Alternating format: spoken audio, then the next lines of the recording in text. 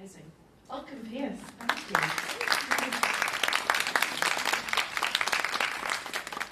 Okay, so this talk, I'm going to ask you all to continue to look forward rather than to looking back. So I'm just... Thank you.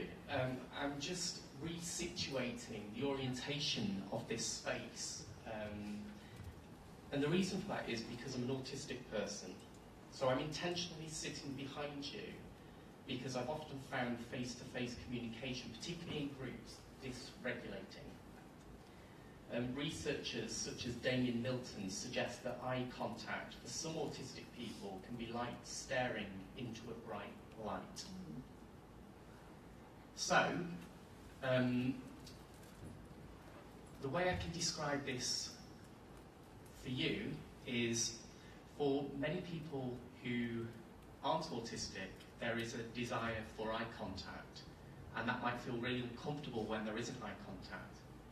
But the opposite is true for autistic people. Eye contact can be really painful. So I was diagnosed as autistic at 38, and I've been thinking ever since about orientations. Erin Manning,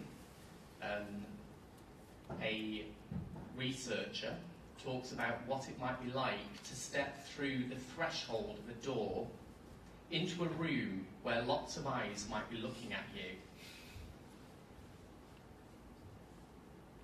So that can be really overstimulating for somebody who's autistic. So my proposition today is to think about reorientating spaces. What can we do to reorientate space? What might that look like? So I'm just going to ask you to look around the space. And I'd just like to ask you all to maybe throw some suggestions about how we might make this space less intense for somebody who might find face-to-face communication difficult.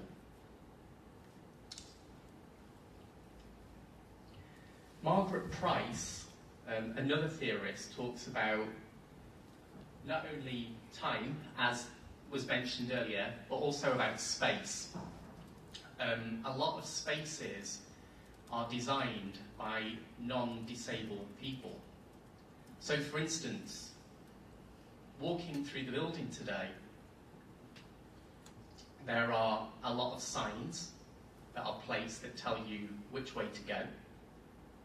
For somebody who might be a wheelchair user, for example, to follow those signs means that they may have to take a much longer route to get somewhere, which might actually be a lot quicker to them as a disabled person going the route that feels more accessible to them. Architecture itself is often designed by non-disabled people, which doesn't consider how a disabled person might move through that space. A good example of how architecture can be successful is a university in America called Gallaudet, which is predominantly a deaf university with deaf students. And in that particular university, they have glass lifts. So, for example, if you got stuck in the lift and you needed to be able to tell somebody, often lifts, they will have a speaker. For a deaf person, that would be very difficult to then be able to say what's going on. So having a glass lift means that you can then look out, wave out, and tell somebody that you're stuck in the lift. Another example of that is corridor spaces. So when walking through corridor spaces, the actual space curves, so that when deaf people are communicating, rather than meeting a sharp corner and crashing into each other, The curved corner means that there's time to almost see somebody in your peripheral vision as you're still communicating using sign language. So these are some examples of how just simple architecture can make a big difference to disabled people. So what I'm going to ask as a provocation to you all today to think about is, what can we collectively do to take responsibility of access? So when we're in a room with people that might be disabled, both invisible and visible, how can we collectively take responsibility in that space to ensure that that space is equitable